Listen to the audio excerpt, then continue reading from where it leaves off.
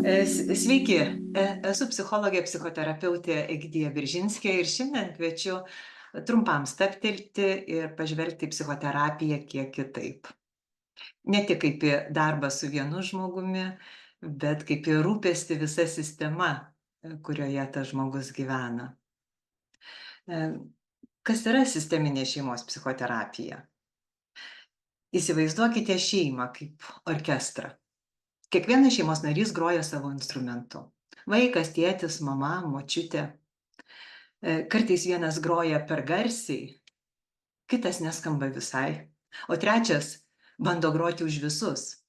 Sisteminis psichoterapeutas tarsi dirigentas, padedantis šeimai iš naujo susiderinti.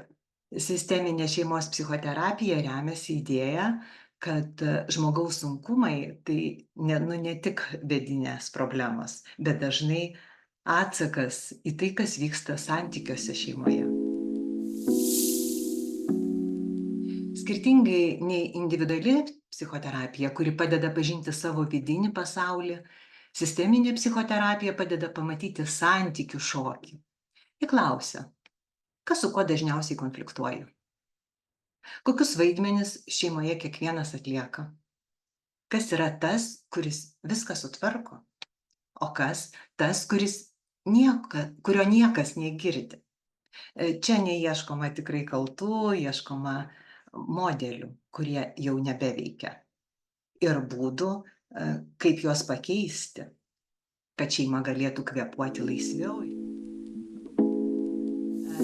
Tinka iš tikrųjų labiausiai tai poroms, kurios įstrigo tylos karo ar nuolatinių ginčų rate. Taip pat tinka šeimoms, kurios susiduria su vaikų elgesio sunkumais.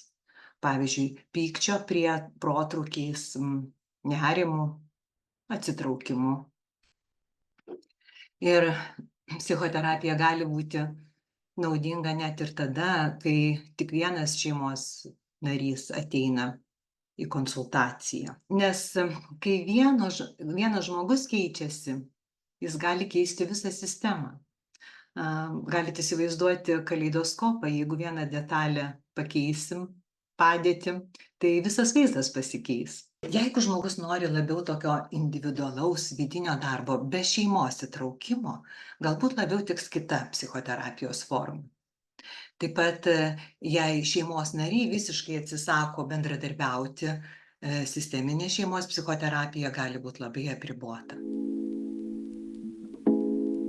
Ypač naudinga šeimoms su vaikais, paaugliais, nes vaikai dažnai ištransliuoja tai, ko patys dar nesugeba pasakyti žodžiais. Pavyzdžiui, berniukas pradeda muštis darželyje, o namuose tėvai išgyvena tylų skyrybų laikotarpį.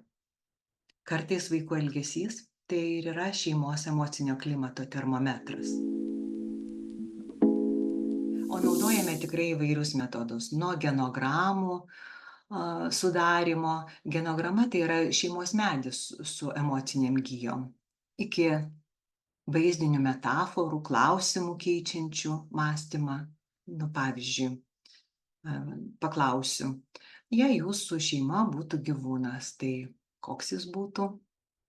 Atsakymai kartais atveria daugiau nei ilgi paaiškinimai. Su vaikais taikomi ir kūrybiniai metodai, piešimas, žaidimas, simboliai, suaugusiems daugiau dialogai, vaidmenų keitimas, įžvalgų formavimas per santykių tyrinėjimą. Neretai užduodamos įvairios užduotis šeimos santykiams patyrinėti, paieškoti, ieškant tokių kitų santykių būdų, bendravimo būdų. Ir apibendrinus, sisteminė šeimos psichoterapija tai tikrai ne kaltinimų, o supratimo labai saugi erdvė, kad kiekvienas šeimos narys galėtų išreikšti savo galbūt seniai užspaustus, neišsakytus poreikius. Ir šeimos psichoterapija padeda ne taisyti žmones, o keisti santykių būdus. Nes kai šeima pradeda girdėti vienas kitą, keičiasi ne tik žodžiai, bet ir širdis. Ir kartais manęs klausia, ar tik tai taikote sisteminę šeimos psichoterapiją. Tai galiu pasakyti, kad taikydama sisteminę šeimos psichoterapiją kaip pamatą, kaip bazę, pagrindą visai savo psichoterapijai su šeimomis, visuomet, dažniausiai, ne visuomet, galbūt kitiems būna nelabai tinkamas būdas mindfulness, kuris naudojamas tam, kad greičiau keistųsi tie bendravimo įpročiai ir išeitumėm iš tų automatinių tokių bendravimo stereotipų. Tai tiesiog tik tai tam naudojamas dar mindfulness praktikos ir principai. Tai tiek, kviečiu visus, jeigu iškilo krizės šeimoje, tai tikrai drąsiai kreiptis į profesionalus, į šitą platformą, visi psichologai. Ir iki susitikimo.